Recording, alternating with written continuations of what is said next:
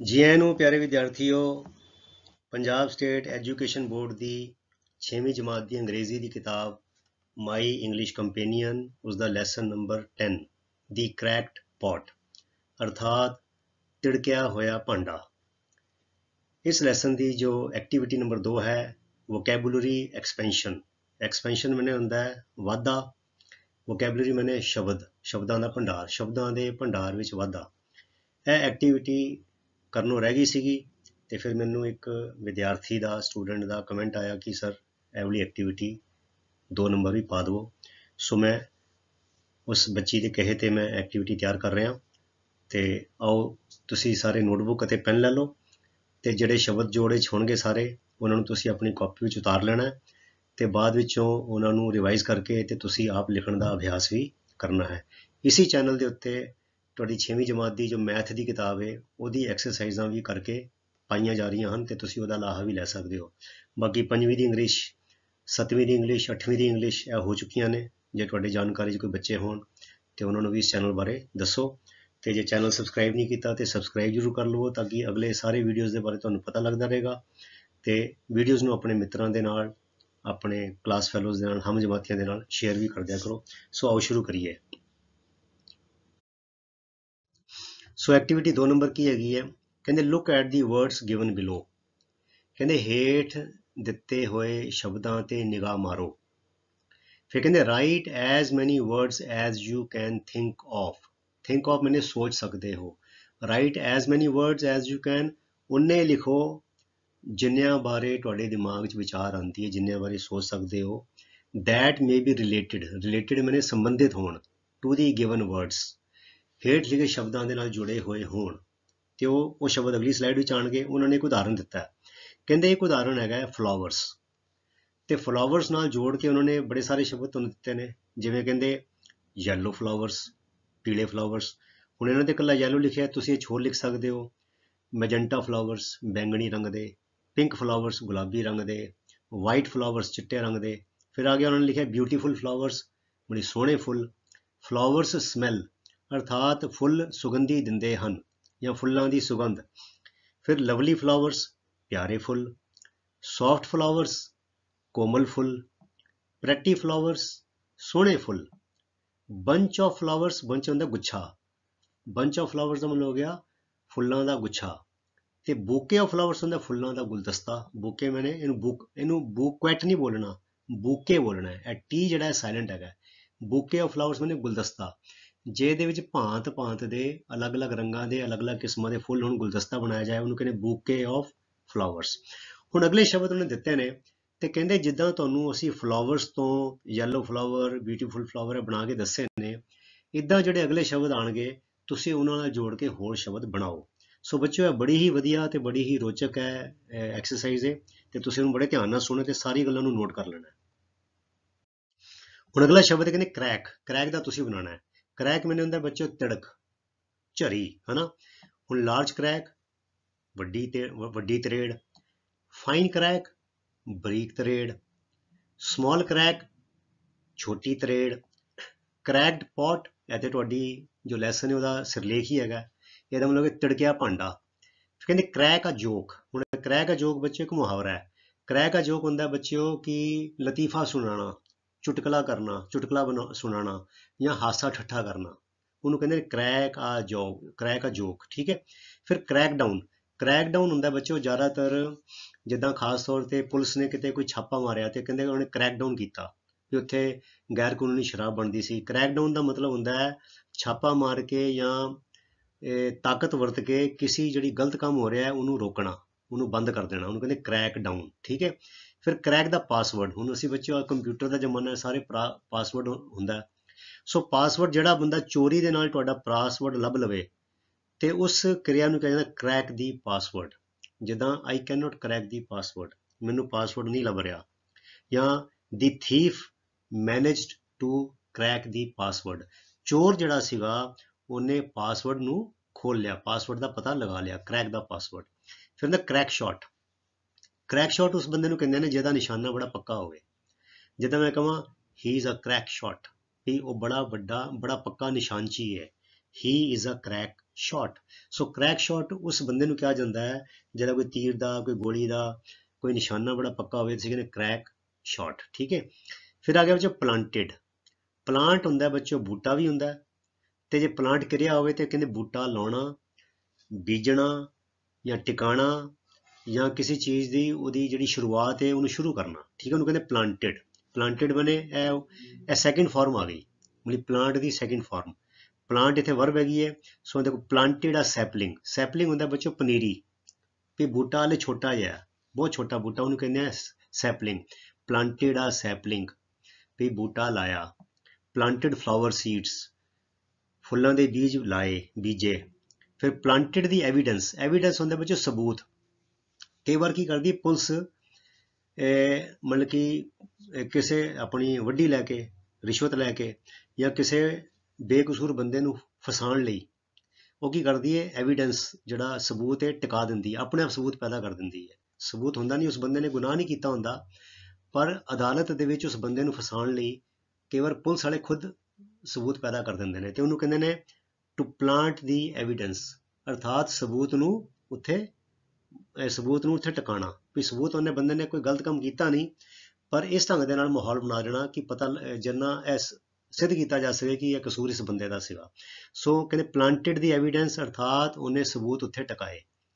Planted vegetables, ਸਬਜ਼ੀਆਂ ਬੀਜੀਆਂ। Planted a seed of doubt. Doubt ਹੁੰਦਾ ਬੱਚੋ ਸ਼ੱਕ। ਸੀਡ ਮੈਨੇ ਬੀਜ, ਅ ਸੀਡ ਆਫ ਡਾਊਟ ਮੈਨੇ ਸ਼ੱਕ ਦਾ ਬੀਜ। ਕਹਿੰਦੇ ਉਹਦੀ ਇਸ ਗੱਲ ਨੇ ਉਹਦੇ ਹਿਰਦੇ ਵਿੱਚ, ਉਹਦੇ ਮਨ ਵਿੱਚ ਸ਼ੱਕ ਦਾ ਬੀਜ ਦਿੱਤਾ। ਠੀਕ ਹੈ। ਪਲਾਂਟਡ ਆ seed of doubt. Seed of doubt ਉਹਨਾਂ ਦੇ ਸ਼ੱਕ ਦਾ ਬੀਜ। ਫਿਰ ਪਲਾਂਟਡ ਹਰਬਸ। ਹਰਬ ਹੁੰਦੀ ਹੈ ਬੱਚਿਓ ਜੜੀ ਬੂਟੀਆਂ। ਸੋ ਪਲਾਂਟਡ ਹਰਬਸ, ਜੜੀਆਂ ਬੂਟੀਆਂ ਲਾਈਆਂ। ਪਲਾਂਟਡ ਟਰੀਜ਼, ਬੂਟੇ ਲਾਏ। ਫਿਰ ਕਹਿੰਦੇ planted the idea in my head. ਮੇਰੇ ਦਿਮਾਗ ਵਿੱਚ ਆਈਡੀਆ ਦਿੱਤਾ, ਵੀ ਆਈਡੀਆ ਮੈਨੂੰ ਨਹੀਂ ਸੀਗਾ, ਗੱਲਾਂ ਬਾਤਾਂ ਕਰ ਰਹੇ ਸੀ ਮੇਰੇ ਦੋਸਤ ਨੇ, ਜਾਂ ਮੇਰੇ ਕਿਸੇ ਚੰਗੇ ਮਿੱਤਰ ਨੇ, ਜਾਂ ਘਰ ਵਿੱਚ ਕਿਸੇ ਸਿਆਣੇ ਬੰਦੇ ਨੇ ਮੈਨੇ ਕਿਹਾ ਵੀ ਯਸ਼ਪਾਲ ਸਿੰਘ ਤੂੰ ਇੱਦਾਂ ਕਰ, ਤੇਰੀ ਸਮੱਸਿਆ ਹੱਲ ਹੋ ਜਾਏਗੀ। ਤੇ ਮੈਂ ਕਹਾਂਗਾ he planted this idea in my head. ਉਹਨੇ ਮੈਨੂੰ ਇਹ ਵਿਚਾਰ ਦਿੱਤੀ। ਸੋ ਇਹ ਸੀ ਪਲਾਂਟਡ ਨਾਲ ਜੁੜੇ ਵਰਡ। ਅੱਗੇ ਦੇਖੀਏ, ਅਗਲਾ ਆ ਗਿਆ ਜੋ ਸੀਡਸ। ਇਹ ਤੇ ਬਹੁਤ ਸਾਰੇ ਹੈਗੇ ਨੇ। ਸੀਡਸ ਮੈਨਾਂ ਦੇ ਬੀਜ। ਆਓ ਦੇਖੀਏ, ਫਲਾਵਰ ਸੀਡਸ, ਫੁੱਲਾਂ ਦੇ ਬੀਜ। Coriander seeds. ਹੁਣ ਬੱਚੇ ਦੇਖੋ ਤੁਹਾਨੂੰ ਬੜੇ ਸਾਰੇ ਸ਼ਬਦ ਸਿੱਖਣ ਨੂੰ ਮਿਲਣਗੇ। ਕੋਰੀਐਂਡਰ ਦਾ ਮਤਲਬ ਹੁੰਦਾ ਧਨੀਆ। ਸੋ ਕੋਰੀਐਂਡਰ ਸੀਡਸ ਮੈਨੇ ਧਨੀਆ, ਸੁੱਕਾ ਧਨੀਆ, ਧਨੀਆ ਦੇ ਬੀਜ। ਕੈਰਾਵੇ ਹੁੰਦੀ ਹੈ ਜਵੈਣ। ਕੈਰਾਵੇ ਸੀਡਸ ਮੈਨੇ ਹੋ ਗਿਆ ਜਵੈਣ ਦੇ ਬੀਜ। ਕਾਟਨ ਸੀਡਸ, ਇਹ ਤਾਂ ਸਾਨੂੰ ਪਤਾ ਹੈ ਪਿੰਡ ਵਾਲਿਆਂ ਨੂੰ, ਬੜੇਵੇਂ, ਹਨਾ, ਜਿਹੜੇ ਅਸੀਂ ਮੱਝਾਂ ਗਾਈਆਂ ਨੂੰ ਪਾਈਦੇ ਨੇ ਬੜੇਵੇਂ। ਸੋ ਕਾਟਨ ਸੀਡਸ ਮੈਨੇ ਉਹ ਰੂਹ ਦੇ ਵਿੱਚੋਂ, ਕਪਾਹ ਵਿੱਚੋਂ ਜਿਹੜੇ ਬੀਜ ਨਿਕਲਦੇ ਨੇ ਕਾਟਨ ਸੀਡਸ ਕਹਿ ਦਿੰਦੇ ਆ। ਫਿਰ ਕਿਊਮਿਨ ਸੀਡਸ। ਕਿਊਮਿਨ ਦਾ ਮਤਲਬ ਹੁੰਦਾ ਵਿੱਚ ਜੀਰਾ। ਕਿਊਮਿਨ ਸੀਡਸ ਮੈਨੇ ਜੀਰੇ ਦੇ ਬੀਜ। ਸੈਸਮ, ਸੈਸਮ ਮਤਲਬ ਤਿਲੀ। ਸੋ ਸੈਸਮ ਸੀਡਸ, ਤਿਲੀ ਦੇ ਬੀਜ। ਪੰਪਕਿਨ ਮੈਨੇ ਕੱਦੂ। ਸੋ ਪੰਪਕਿਨ ਸੀਡਸ ਹੋ ਗਿਆ ਕੱਦੂ ਦੇ ਬੀਜ। ਮਸਟਰਡ ਹੁੰਦੀ ਸਰੋਂ। ਸੋ ਮਸਟਰਡ ਸੀਡਸ, ਸਰੋਂ ਦੇ ਬੀਜ। ਐਡੀਬਲ ਹੁੰਦਾ ਬੱਚੋ ਖਾਣ ਯੋਗ। ਸਾਰੇ ਬੀਜ ਤੇ ਖਾਣ ਯੋਗ ਨਹੀਂ ਹੁੰਦੇ। ਹੁਣ ਦੇਖੋ ਅਸੀਂ ਸੰਤਰੇ ਚੋਂ ਬੀਜ ਨਿਕਲਦੇ ਨੇ, ਉਹ ਸਿੱਟ ਦਿੰਦੇ ਆ ਆਪਾਂ, ਹਨਾ। ਤੇ ਇਸੇ ਤਰ੍ਹਾਂ ਜਿਹੜਾ ਆਪਣਾ ਹੁੰਦਾ ਹੈ ਸੇਬ ਹੁੰਦਾ, ਉਹਦੇ ਬੀਜ ਵੀ ਸਿੱਟ ਦਿੰਦੇ ਆ। ਪਰ ਹਦਵਾਣੇ ਦੇ ਬੀਜ, ਖਰਬੂਜੇ ਦੇ ਬੀਜ ਅਸੀਂ ਕੀ ਕਰਦੇ ਹਾਂ, ਉਹਨਾਂ ਨੂੰ ਸੁਕਾ ਕੇ ਫਿਰ ਉਹ ਚੋਂ ਤੋੜ ਕੇ ਦੰਦ ਨਾਲ, ਤੇ ਜਦੋਂ ਅਸੀਂ ਮਗਜ਼ ਕਹਿੰਦੇ ਹਾਂ ਉਹ ਖਾ ਲੈਂਦੇ ਹਾਂ। ਤੇ ਐਡੀਬਲ ਹੁੰਦਾ ਹੈ ਖਾਣ ਯੋਗ ਵਸਤੂ। ਸੋ ਐਡੀਬਲ ਸੀਡਸ ਮੈਨੇ ਹੋ ਗਿਆ ਖਾਣ ਯੋਗ ਬੀਜ। ਫਿਰ ਫੇਨੂਗ੍ਰੀਕ। ਫੇਨੂਗ੍ਰੀਕ ਹੁੰਦੀ ਬੱਚੋ ਮੇਥੀ। ਸੋ ਮੇਥੀ ਦੇ ਬੀਜ ਅਸੀਂ ਪਾਉਂਦੇ ਹਾਂ, ਕੜੀ 'ਚ ਪਾਉਂਦੇ ਹਾਂ, ਕਈ ਸਬਜ਼ੀਆਂ 'ਚ ਪਾਈ ਜਾਂਦੀ ਹੈ ਮੇਥੀ। ਸੋ ਮੇਥੀ ਦੇ ਬੀਜ, ਫੇਨੂਗ੍ਰੀਕ ਸੀਡਸ, ਮੇਥੀ ਦੇ ਬੀਜ। ਫੈਨਲ ਹੁੰਦੀ ਸੌਂਫ। ਫੈਨਲ ਸੀਡਸ ਮੈਨੇ ਸੌਂਫ ਦੇ ਬੀਜ। ਫਿਰ ਹੈਗਾ ਸੀਡਲੈਸ, ਸੀਡ ਤੋਂ ਬਿਨਾਂ। ਡੇਟਸ ਹੁੰਦੀਆਂ ਬੱਚੋ ਖਜੂਰਾਂ। ਹੁਣ ਕਈ ਵਾਰ ਅਸੀਂ ਜਿਹੜੇ ਬਾਜ਼ਾਰੋਂ ਖਜੂਰ ਖਰੀਦਦੇ ਹਾਂ, ਉਹ 'ਚ ਤੇ ਬੀਜ ਹੁੰਦੇ ਹੀ ਨੇ, ਤੇ ਅਸੀਂ ਖਾ ਕੇ ਫਿਰ ਉਹ ਮੂੰਹ 'ਚ ਪਾਉਂਦੇ ਹਾਂ ਤੇ ਬੀਜ ਬਾਹਰ ਕੱਢ ਦਿੰਦੇ ਹਾਂ। ਪਰ ਕਈ ਕੰਪਨੀਆਂ ਨੇ ਕੀ ਕੀਤਾ ਹੈ, ਉਹ ਮਸ਼ੀਨ ਦੇ ਨਾਲ ਬੀਜ ਕੱਢ ਦਿੰਦੇ ਨੇ ਤਾਂ ਕਿ ਸਿੱਧਾ ਬੰਦਾ ਮੂੰਹ 'ਚ ਪਾਵੇ ਤੇ ਖਾ ਲਵੇ। ਸੋ ਸੀਡਲੈਸ ਡੇਟਸ, ਅਰਥਾਤ ਉਹ ਖਜੂਰਾਂ ਜਿਨ੍ਹਾਂ ਵਿੱਚੋਂ ਬੀਜ ਕੱਢ ਦਿੱਤੇ ਗਏ ਨੇ। ਸੀਡਲੈਸ, ਸੀਡ ਤੋਂ ਬਿਨਾਂ, ਬੀਜ ਤੋਂ ਬਿਨਾਂ ਵਾਲੀਆਂ ਖਜੂਰਾਂ। ਫਿਰ ਆ ਗਿਆ ਵਿੱਚ ਸੀਡਸ ਆਫ ਲਵ, ਮਤਲਬ ਪਿਆਰ ਦੇ ਬੀਜ।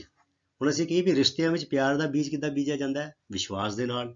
ਸੋ ਅਸੀਂ ਕਵਾਂਗੇ trust and helping each other. ਵਿਸ਼ਵਾਸ ਅਤੇ ਇੱਕ ਦੂਜੇ ਦੀ ਮਦਦ ਕਰਨਾ are the seeds of love, ਇਹ ਪਿਆਰ ਦੇ ਬੀਜ ਹੈਗੇ ਨੇ। ਫਿਰ ਸੀਡਸ ਆਫ ਫਰੈਂਡਸ਼ਿਪ।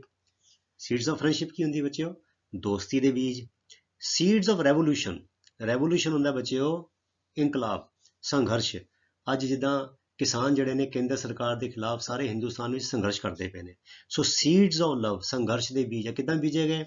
ਕਿਉਂਕਿ ਸਰਕਾਰ ਦੀ ਜਿਹੜੀ ਕਾਲੀਆਂ ਨੀਤੀਆਂ ਨੇ, ਕਿਸਾਨ ਮਾਰੂ ਨੀਤੀਆਂ ਨੇ, ਇਹ ਗੱਲਾਂ ਦੇ ਨਾਲ ਕਿਸਾਨਾਂ ਦੇ ਹਿਰਦਿਆਂ ਵਿੱਚ ਸੰਘਰਸ਼ ਦੇ ਬੀਜ ਬੀਜੇ ਗਏ। ਸੋ ਸੀਡਸ ਆਫ ਰੈਵੋਲੂਸ਼ਨ।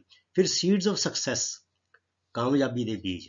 ਤੇ ਜੇ ਮੈਨੂੰ ਕਹਿਣਾ ਹੋਵੇ ਕਿ ਮੈਨੂੰ ਪੁੱਛੋ ਤੁਸੀਂ ਵੀ ਸਰ ਜੀ ਕਾਮਯਾਬੀ ਦੇ ਬੀਜ ਦਾ ਕੀ ਮਤਲਬ ਹੋਇਆ, ਤੇ ਮੈਂ ਇੱਦਾਂ ਕਹਾਂ ਕਿ hard work, punctuality and discipline are the seeds of success.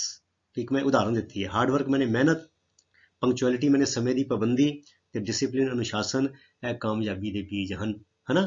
ਕਿ ਅਰਥਾਤ ਜੇ ਇਹ ਗੁਣਾਂ ਨੂੰ ਅਸੀਂ ਆਪਣੇ ਜੀਵਨ 'ਚ ਲਿਆਵਾਂਗੇ ਤੇ ਸਾਨੂੰ ਫਿਰ ਕੀ ਮਿਲੇਗਾ? ਸਕਸੈਸ ਰੂਪੀ ਬੂਟਾ ਮਿਲੇਗਾ, ਸੀਡਸ ਆਫ ਸਕਸੈਸ। ਫਿਰ ਸਪਰਾਊਟਿੰਗ ਸੀਡਸ, ਸਪਰਾਊਟ ਹੁੰਦਾ ਵਿੱਚ ਪੁੰਗਰਨਾ। ਹੁਣ ਬੱਚੇ ਤੁਹਾਨੂੰ ਪਤਾ ਹੀ ਹੈ, ਅਸੀਂ ਦਾਲਾਂ ਨੂੰ ਕਿਸੇ ਚੀਜ਼ ਨੂੰ ਭੇ ਕੇ ਰੱਖ ਦਈਏ ਤੇ ਥੋੜੇ ਜਿਹੇ ਗਿੱਲੇ ਦੇ ਕੱਪੜੇ 'ਚ ਬੰਦ ਕਰਕੇ ਰੱਖ ਦਈਏ, ਉਹ 'ਚੋਂ ਬੂਟੇ ਨਿਕਲਣੇ ਸ਼ੁਰੂ ਹੋ ਜਾਂਦੇ, ਪੁੰਗਰਨਾ ਸ਼ੁਰੂ ਕਰ ਦਿੰਦੇ ਨੇ। ਉਹ ਪੁੰਗਰਨ ਦੀ ਕਿਰਿਆ ਨੂੰ ਕਹਿੰਦੇ ਸਪਰਾਊਟਿੰਗ। ਸੋ ਸਪਰਾਊਟਿੰਗ ਸੀਡਸ ਮੈਨੇ ਹੋ ਗਿਆ ਪੁੰਗਰਦੇ ਹੋਏ ਬੀਜ। ਫਿਰ ਅਗਰ ਸੀਡਲੈਸ ਗ੍ਰੇਪਸ, ਅੰਗੂਰ, ਗ੍ਰੇਪਸ ਮੈਨੇ ਹੁੰਦਾ ਅੰਗੂਰ। ਬੱਚੋ ਇੱਦਾਂ ਦੇ ਅੰਗੂਰ ਵੀ ਕਈ ਪੈਦਾ ਕੀਤੇ ਜਾਂਦੇ ਨੇ, ਉਹ ਹਾਈਬ੍ਰਿਡ ਕਰਕੇ, ਪਿਉਂਦ ਲਾ ਕੇ। ਉਹ ਅੰਗੂਰਾਂ 'ਚ ਬੀਜ ਨਹੀਂ ਹੁੰਦੇ ਬਿਲਕੁਲ ਵੀ, ਸਿੱਧੇ ਖਾ ਲਓ ਕੋਈ ਬੀਜ ਨਹੀਂ ਨਿਕਲਦਾ ਉਹ 'ਚੋਂ, ਠੀਕ ਹੈ। ਤਾਂ ਉਹਨੂੰ ਕਿਹਾ ਜਾਂਦਾ ਸੀਡਲੈਸ ਗ੍ਰੇਪਸ। ਸੋ ਇਹ ਸੀ ਪਿਆਰੇ ਵਿਦਿਆਰਥੀਓ ਇੰਨੇ ਸਾਰੇ ਸੀਡਸ ਦੇ ਨਾਲ ਉਦਾਹਰਣ। ਤੇ ਤੁਸੀਂ ਜਿੰਨੇ ਤੁਹਾਨੂੰ ਲੋੜ ਹੈ ਤੁਸੀਂ ਨੋਟ ਕਰ ਲਓ, ਬਾਕੀ ਸਾਰੇ ਨੋਟ ਕਰ ਲਓ ਤੇ ਹੋਰ ਵਧੀਆ ਹੈ, ਤੁਹਾਡੀ ਨੌਲੇਜ ਉਹ ਕਿੰਨੀ ਸਾਰੀ ਵੱਧ ਜਾਏਗੀ ਇਹਦੇ ਨਾਲ, ਹਨਾ। ਕਿੰਨੇ ਸਾਰੇ ਸ਼ਬਦ ਤੁਹਾਨੂੰ ਸਿੱਖਣ ਨੂੰ ਮਿਲਦੇ ਪਏ ਨੇ। ਅੱਗੇ ਚਲੀਏ, ਹੁਣ ਆ ਗਿਆ ਬੱਚੋ ਰਿਵਰ। ਰਿਵਰ ਦਾ ਮਤਲਬ ਹੁੰਦਾ ਨਦੀ। ਰਿਵਰ ਬੈਂਕ, ਨਦੀ ਦਾ ਕਿਨਾਰਾ, ਨਦੀ ਦਾ ਕੰਢਾ। ਬੈਂਕ ਮੈਨੇ ਜਿਹੜਾ ਜਿੱਥੇ ਅਸੀਂ ਪੈਸੇ ਜਮ੍ਹਾਂ ਕਰਾਉਂਦੇ ਹਾਂ, ਰੱਖਦੇ ਹਾਂ, ਕਢਾਉਂਦੇ ਹਾਂ, ਉਹਨੂੰ ਵੀ ਬੈਂਕ ਕਹਿੰਦੇ ਆ, ਤੇ ਬੈਂਕ ਨੂੰ ਕੰਢਾ ਵੀ ਕਹਿੰਦੇ ਆ। ਸੋ ਰਿਵਰ ਬੈਂਕ ਦਾ ਮਤਲਬ ਹੋਇਆ ਨਦੀ ਦਾ ਕੰਢਾ। ਲੌਂਗ ਰਿਵਰ, ਲੰਬੀ ਨਦੀ। ਸਨੇਕੀ ਰਿਵਰ, ਸਨੇਕੀ ਮੈਨੇ ਸੱਪ ਵਾਂਗੂ ਟੇਢੀ ਮੇਢੀ, ਮਤਲਬ ਕਿ ਇੱਕ ਨਦੀ ਸਿੱਧੀ ਨਹੀਂ ਜਾ ਰਹੀ, ਕਦੀ ਖੱਬੇ ਸੱਜੇ ਜੇ ਸੱਪ ਚੱਲਦਾ, ਉਹਨੂੰ ਕਹਿੰਦੇ ਸਨੇਕੀ ਰਿਵਰ। ਡੀਪ ਰਿਵਰ, ਡੂੰਗੀ ਨਦੀ। ਡੇਂਜਰਸ ਰਿਵਰ, ਜਿਹਦੇ 'ਚ ਬਹੁਤ ਸਾਰੇ ਬਾਂਵ ਰੋਲੇ ਜਿਹੇ ਹੋਣ, ਹਨਾ, ਤੇ ਉਹਨੂੰ ਕਹਿੰਦੇ ਡੇਂਜਰਸ ਰਿਵਰ, ਅਰਥਾਤ ਖਤਰਨਾਕ ਨਦੀ। ਅਪ ਰਿਵਰ ਬੱਚੋ ਦਿਸ਼ਾ ਹੈ, ਜਿਸ ਪਾਸੇ ਜਿੱਧਰੋਂ ਦੀ ਪਾਣੀ ਦਾ ਵਹਾਅ ਆ ਰਿਹਾ ਤੇ ਉਹਦੇ ਉਲਟ ਦਿਸ਼ਾ ਵਿੱਚ ਜਾਣਾ, ਮਣੀ ਪਾਣੀ ਦੀ ਦਿਸ਼ਾ ਦੀ ਉਲਟ ਦਿਸ਼ਾ ਜਿਹੜੀ ਹੈ ਉਹਨੂੰ ਕਿਹਾ ਜਾਂਦਾ ਅਪ ਰਿਵਰ। ਤੇ ਡਾਊਨ ਰਿਵਰ, ਜਿਸ ਦਿਸ਼ਾ ਵਿੱਚ ਨਦੀ ਦਾ ਪਾਣੀ ਜਾ ਰਿਹਾ ਹੈ ਉਸੇ ਦਿਸ਼ਾ ਵਿੱਚ ਜਾਣਾ, ਉਸ ਦਿਸ਼ਾ ਨੂੰ ਕਿਹਾ ਜਾਂਦਾ ਡਾਊਨ ਰਿਵਰ, ਠੀਕ ਹੈ। ਡਾਊਨ ਮਤਲਬ ਜਿਸ ਪਾਸੇ ਪਾਣੀ ਜਾ ਰਿਹਾ ਉਹ ਦਿਸ਼ਾ ਹੈਗੀ ਡਾਊਨ ਰਿਵਰ, ਤੇ ਅਪ ਰਿਵਰ ਉਹਦੀ ਪੁੱਠੀ ਦਿਸ਼ਾ। ਫਿਰ ਹੈਗਾ ਟਾਈਡਲ ਰਿਵਰ। ਕੁਝ ਰਿਵਰ ਐਸੀ ਹੁੰਦੀ ਬੱਚੋ ਜਿਹਦੇ 'ਚ ਪਾਣੀ ਦੀ ਜਿਹੜੀ ਡੂੰਘਾਈ ਹੈ ਉੱਤੇ ਥੱਲੇ ਇੱਕ ਦਿਨ 'ਚ ਹੁੰਦੀ ਹੈ 2 ਵਾਰ, ਉਹਨੂੰ ਕਹਿੰਦੇ ਜਵਾਰ ਭਾਟਾ। ਸੋ ਜਿਹੜੀ ਨਦੀ ਵਿੱਚ ਜਵਾਰ ਭਾਟੇ ਦਾ ਅਸਰ ਹੋਵੇ ਉਹਨੂੰ ਕਹਿੰਦੇ ਟਾਈਡਲ ਰਿਵਰ, ਅਰਥਾਤ ਜਿਹੜੀ ਨਦੀ ਦੇ ਵਿੱਚ ਇੱਕ ਦਿਨ 'ਚ 2 ਵਾਰ ਜਾਂ 4 ਵਾਰ ਪਾਣੀ ਉੱਤੇ ਜਾਵੇ ਥੱਲੇ ਜਾਵੇ, ਉੱਤੇ ਜਾਵੇ ਥੱਲੇ ਜਾਵੇ, ਉਹਨੂੰ ਕਿਹਾ ਜਾਂਦਾ ਟਾਈਡਲ ਰਿਵਰ, ਠੀਕ ਹੈ। ਫਿਰ ਰਿਵਰ ਬੈੱਡ, ਬੈੱਡ ਮੈਨੇ ਹੁੰਦਾ ਬਿਸਤਰਾ, ਸੇ ਬੈੱਡ ਮੈਨੇ ਹੁੰਦਾ ਹੈ ਫਲੋਰ ਵੀ ਹੁੰਦਾ ਹੈ, ਫਰਸ਼ ਵੀ ਹੁੰਦਾ ਹੈ। ਸੋ ਰਿਵਰ ਬੈੱਡ ਦਾ ਮਤਲਬ ਕੀ ਹੋਇਆ? ਰਿਵਰ ਬੈੱਡ ਦਾ ਮਤਲਬ ਹੋ ਗਿਆ ਨਦੀ ਦਾ ਫਰਸ਼, ਅਰਥਾਤ ਨਦੀ ਦਾ ਤਲਾ, ਥੱਲੇ ਉਹਦਾ ਜੋ ਬਾਟਮ ਹੈ, ਉਹਦਾ ਜੋ ਥੱਲੇ ਆਧਾਰ ਹੈ, ਰਿਵਰ ਬੈੱਡ, ਨਦੀ ਦਾ ਤਲਾ। ਨੈਰੋ ਰਿਵਰ, ਭੀੜੀ ਨਦੀ। ਬ੍ਰੌਡ ਰਿਵਰ, ਚੌੜੀ ਨਦੀ, ਹਨਾ। ਸੋ ਇਹ ਹੋ ਗਿਆ। ਹੁਣ ਪੋਟ ਮੈਨੇ ਭਾਂਡਾ, ਕੁਕਿੰਗ ਪੋਟ, ਸਾਡਾ ਕੁੱਕਰ ਹੋ ਗਿਆ, ਪਤੀਲਾ ਹੋ ਗਿਆ, ਜਿਹਦੇ 'ਚ ਅਸੀਂ ਸਬਜ਼ੀ ਬਣਾਉਂਦੇ ਹਾਂ, ਉਹਨੂੰ ਕਹਿੰਦੇ ਕੁਕਿੰਗ ਪੋਟ। ਫਿਰ ਟੀ ਪੋਟ, ਜੇ ਚਾਹ ਲਿਆਈ ਦੀ ਹੈ, ਕੇਤਲੀ, ਹਨਾ, ਉਹਨੂੰ ਕਹਿੰਦੇ ਟੀ ਪੋਟ। ਕਾਫੀ ਪੋਟ, ਕਈ ਬੰਦਿਆਂ ਨੇ ਚਾਹ ਦਾ ਵੱਖਰਾ ਰੱਖਿਆ ਹੁੰਦੀ ਕੇਤਲੀ, ਕਾਫੀ ਦੀ ਵੱਖਰੀ ਰੱਖੀ ਹੁੰਦੀ ਤਾਂ ਕਿ ਇੱਕ ਦੂਜੇ ਦੀ ਸਮੈਲ ਨਾ ਆਵੇ। ਸੋ ਕਾਫੀ ਪੋਟ। ਇੰਕ ਪੋਟ, ਦਵਾਤ, ਜੇ ਸਿਆਹੀ ਦੀ ਦਵਾਤ ਉਹਨੂੰ ਇੰਕ ਪੋਟ ਕਹਿ ਦਿੰਦੇ ਆ। ਵਾਟਰਿੰਗ ਪੋਟ, ਇੱਕ ਅਸੀਂ ਰੱਖਿਆ ਹੁੰਦਾ ਫੁਹਾਰੇ ਵਾਂਗੂ, ਹਨਾ ਬੱਚੇ, ਇੱਕ ਟੀਨੇ ਦਾ ਹੁੰਦਾ ਆਪਣਾ ਭਾਂਡਾ, ਤੇ ਉਹਦੇ ਸਾਈਡ ਤੇ ਇੱਕ ਉਹ ਪਾਈਪ ਜਿਹਾ ਬਣਿਆ ਹੁੰਦਾ, ਉੱਤੇ ਫੁਹਾਰਾ ਬਣਿਆ ਹੁੰਦਾ, ਤੇ ਕਈ ਬੰਦੇ ਗਮਲਿਆਂ ਨੂੰ ਪਾਣੀ ਦਿੰਦੇ ਨੇ ਇੱਦਾਂ ਉਲਟਾ ਕੇ, ਉਹਨੂੰ ਕਹਿੰਦੇ ਵਾਟਰਿੰਗ ਪੋਟ। ਵਾਟਰ ਮੈਨੇ ਪਾਣੀ, ਵਾਟਰਿੰਗ ਮੈਨੇ ਪਾਣੀ ਦੇਣਾ। ਸੋ ਵਾਟਰਿੰਗ ਪੋਟ, ਬੂਟਿਆਂ ਨੂੰ ਪਾਣੀ ਦੇਣ ਵਾਲਾ ਭਾਂਡਾ। ਬੋਇਲਿੰਗ ਪੋਟ, ਕੋਈ ਭਾਂਡੇ ਐਸੇ ਹੁੰਦੇ ਨੇ ਜਿਹੜੇ ਸਿਰਫ ਪਾਣੀ ਉਬਾਲਣ ਨੂੰ ਰੱਖੇ ਹੁੰਦੇ ਨੇ, so boiling pot. Jackpot, jackpot ਬੱਚੋ ਜੂਏ ਵਾਲੀਆਂ ਜਿਹੜੀਆਂ ਖੇਡਾਂ ਹੁੰਦੀਆਂ, ਜਿਹੜੇ ਬੰਦੇ ਜੂਆ ਖੇਡਦੇ ਨੇ, ਜੂਏ ਵਿੱਚ ਜਿਹੜਾ ਇਨਾਮ ਜਿੱਤਿਆ ਜਾਂਦਾ ਉਹਨੂੰ ਕਹਿ ਦਿੰਦੇ ਆ ਜੈਕ ਪੋਟ। ਤੇ ਲਿਟਲ ਪੋਟ, ਛੋਟਾ ਭਾਂਡਾ। ਮੈਲਟਿੰਗ ਪੋਟ, ਮੈਲਟਿੰਗ ਪੋਟ ਬੱਚਿਓ ਉਸ ਦੁਨੀਆ ਦੇ ਵੱਡੇ ਸ਼ਹਿਰਾਂ ਨੂੰ ਜਾਂ ਦੇਸ਼ਾਂ ਨੂੰ ਕਿਹਾ ਜਾਂਦਾ ਹੈ ਜਿੱਥੇ ਵੱਖ-ਵੱਖ ਸੱਭਿਅਤਾਵਾਂ ਦੇ, ਵੱਖ-ਵੱਖ ਦੇਸ਼ਾਂ ਦੇ ਲੋਕ ਆ ਕੇ ਵਸਦੇ ਨੇ ਤੇ ਰਚ ਮਿਚ ਜਾਂਦੇ ਨੇ।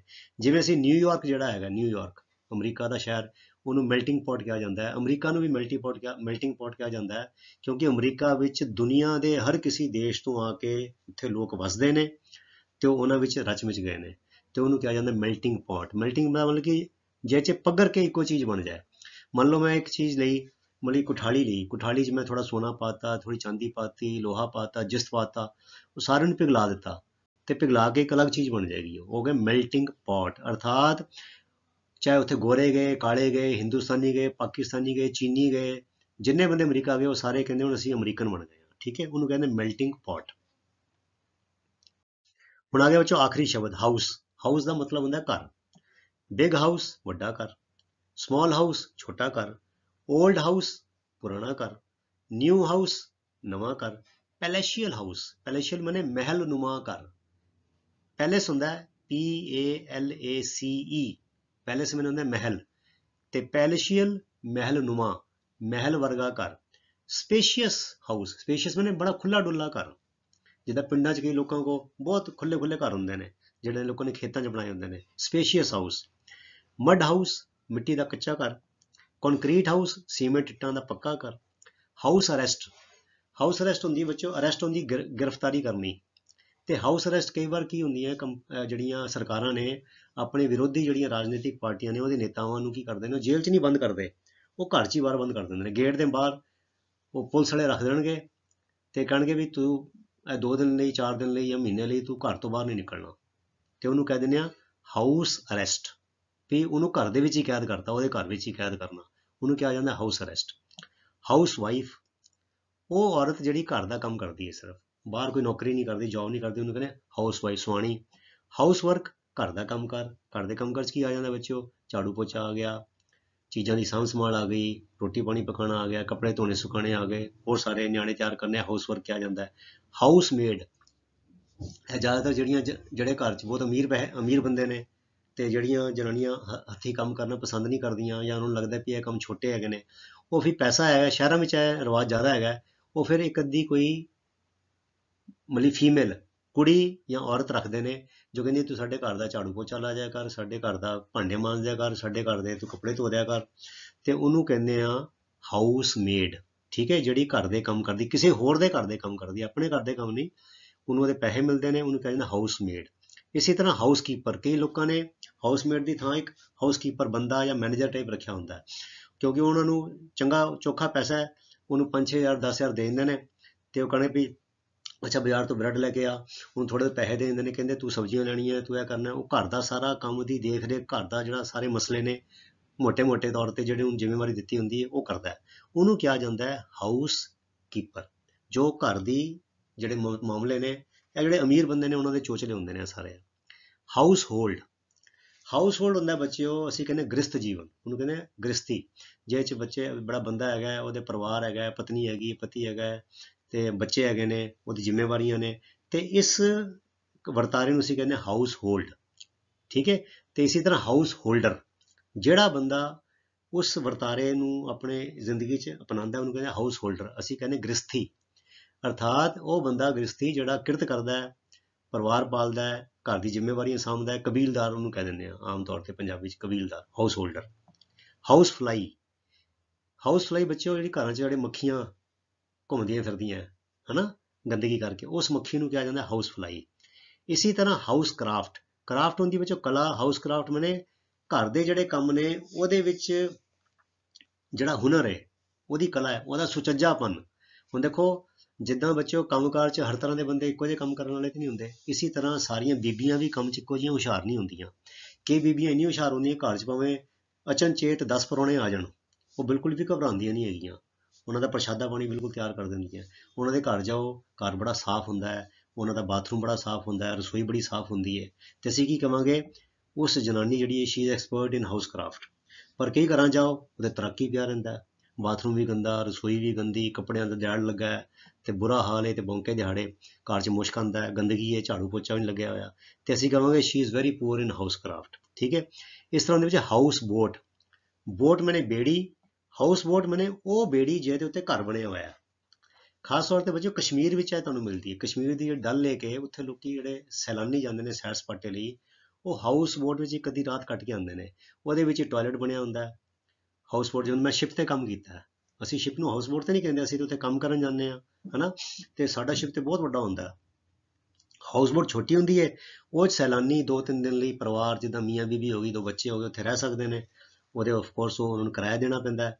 ਤੇ ਉਹਦੇ ਵਿੱਚ ਕਿਚਨ ਹੁੰਦੀ ਹੈ, ਉੱਥੇ ਬ੍ਰੇਕਫਾਸਟ ਲੰਚ ਡਿਨਰ ਤੁਹਾਨੂੰ ਦੇਣਗੇ, ਬਾਥਰੂਮ ਹੁੰਦਾ ਹੈ, ਇਸ਼ਨਾਨ ਪਾਣੀ ਦਾ ਹੁੰਦਾ ਹੈ, ਸੌਣ ਦਾ ਪ੍ਰਬੰਧ ਹੁੰਦਾ ਹੈ। ਸੋ ਉਹ ਬੇੜੀ ਜਿਹੜੀ ਹੈ ਪਾਣੀ ਵਿੱਚ ਤਰਦੀ ਰਹਿੰਦੀ ਹੈ, ਨਾਲ ਘੁੰਮਦੀ ਫਿਰਦੀ ਰਹਿੰਦੀ ਹੈ, ਤੇ ਉਹਦੇ ਉੱਤੇ ਛੱਤ, ਘਰ, ਕਮਰੇ, ਇਹ ਸਿਸਟਮ ਬਣਿਆ ਹੁੰਦਾ ਹੈ, ਤੇ ਉਹਨੂੰ ਕਹਿੰਦੇ ਆ ਹਾਊਸ ਬੋਟ, ਅਰਥਾਤ ਉਹ ਬੇੜੀ ਜਿਹਦੇ ਉੱਤੇ ਇੱਕ ਘਰ ਬਣਿਆ ਹੋਇਆ ਹੈ। ਸੋ ਐਸੀ ਪਿਆਰੇ ਵਿਦਿਆਰਥੀਓ ਤੁਹਾਡੀ ਛੋਟੀ ਜਿਹੀ ਐਕਟੀਵਿਟੀ ਨੰਬਰ 2, ਤੇ ਤੁਸੀਂ ਇਸੇ ਤਰ੍ਹਾਂ ਮਿਹਨਤ ਦੇ ਨਾਲ, ਆਪਣੀ ਲਗਨ ਦੇ ਨਾਲ, ਅਨੁਸ਼ਾਸਨ ਦੇ ਨਾਲ ਆਪਣੀ ਪੜ੍ਹਾਈ ਕਰੀ ਚਲੋ, ਤੇ ਵਾਹਿਗੁਰੂ ਤੁਹਾਨੂੰ ਬਹੁਤੀਆਂ ਬਹੁਤੀਆਂ ਤਰੱਕੀਆਂ ਬਖਸ਼ੇ। ਤੇ ਹੋਰ ਵੀ ਤੁਹਾਨੂੰ ਜੇ ਕੋਈ ਡਾਊਟ ਹੈ, ਜੇ ਮੇਰੇ ਧਿਆਨ 'ਚੋਂ ਕੋਈ ਐਕਟੀਵਿਟੀ ਕਿਸੇ ਲੈਸਨ ਦੀ ਰਹਿ ਗਈ ਹੋਵੇ, ਤੇ ਤੁਸੀਂ ਬਿਲਕੁਲ ਵੀ ਸੰਗਣਾ ਨਹੀਂ, ਤੇ ਮੈਨੂੰ ਕਹਿ ਦੇਣਾ, ਤੇ ਮੈਂ ਉਹ ਐਕਟੀਵਿਟੀ ਵੀ ਤੁਹਾਡੇ ਲਈ ਤਿਆਰ ਕਰਕੇ ਪਾ ਦੇਵਾਂਗਾ। ਸੋ ਤਦ ਤੱਕ ਲਈ ਗੁੱਡ ਬਾਏ। ਤੁਹਾਡਾ ਸਾਰਿਆਂ ਦਾ ਬਹੁਤ ਬਹੁਤ ਧੰਨਵਾਦ। ਰੱਬ ਰਾਖਾ। Thank you very much.